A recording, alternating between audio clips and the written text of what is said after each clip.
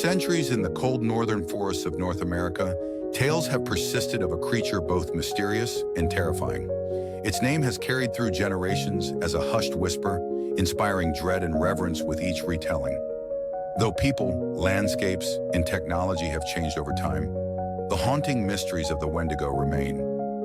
The Wendigo is deeply rooted in the folklore of various Algonquian-speaking indigenous nations, including the Ojibwe, Cree, and Innu peoples.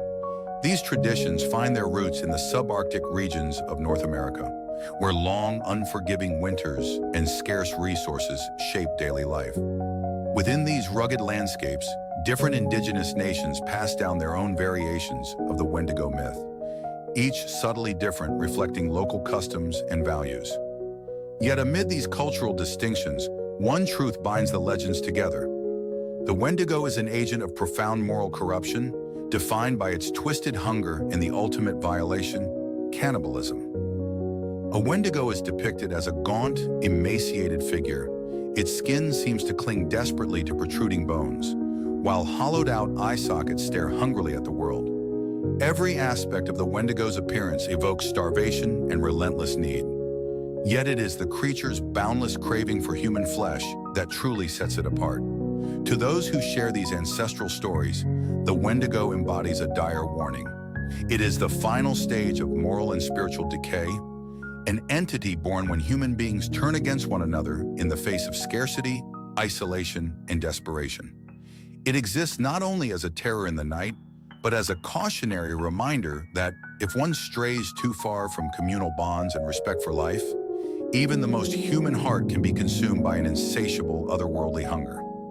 According to legend, a human might become a Wendigo after resorting to cannibalism in times of famine. This single, unspeakable act does more than break a cultural taboo. They believe it tears at the very fabric of the human soul. Once that taboo is crossed, the individual transforms, spiritually and, in some versions, physically, into this malevolent presence.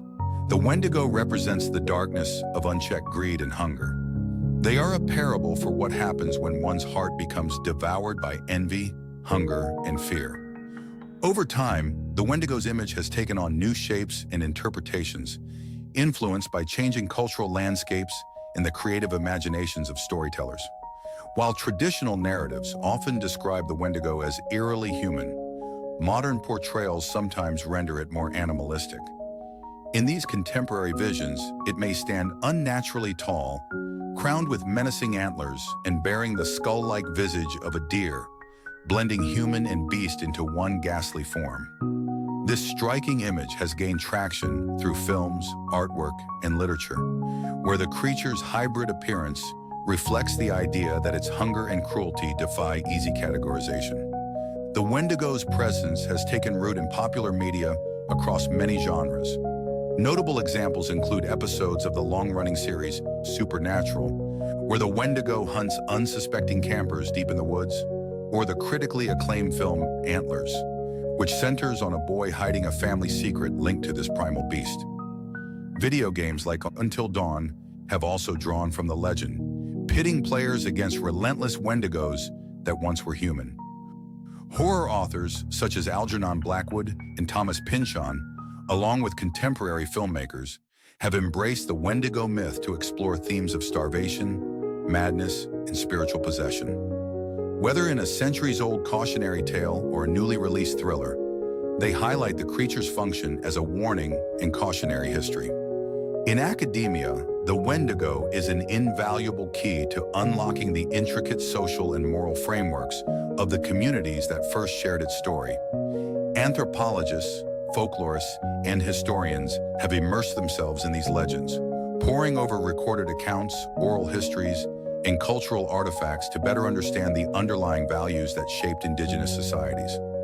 By examining the Wendigo tradition, scholars gain insight into how communities defined proper conduct, enforced moral boundaries, and fostered cooperation in environments marked by harsh climates and limited resources. One of the more controversial aspects of this scholarly investigation is the notion of Wendigo psychosis.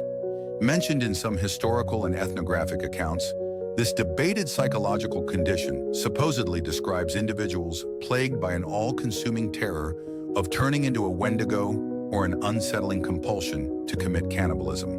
While many modern researchers question whether such a syndrome genuinely existed as a culturally specific disorder, others view these anecdotes as compelling evidence that the Wendigo legend held real psychological weight.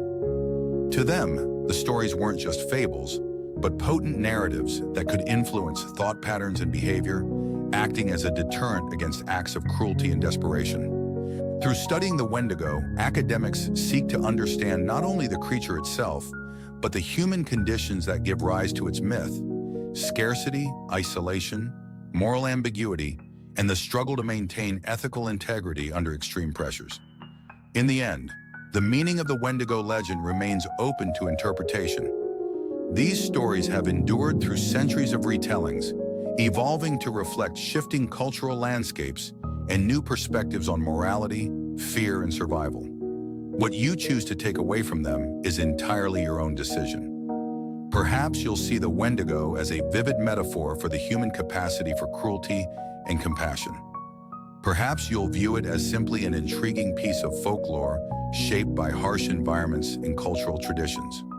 The purpose of presenting this material is not to provide a single, definitive answer, but to spark thought, encourage dialogue, and invite you to consider how these ancient narratives resonate, or don't, in your own understanding of the world.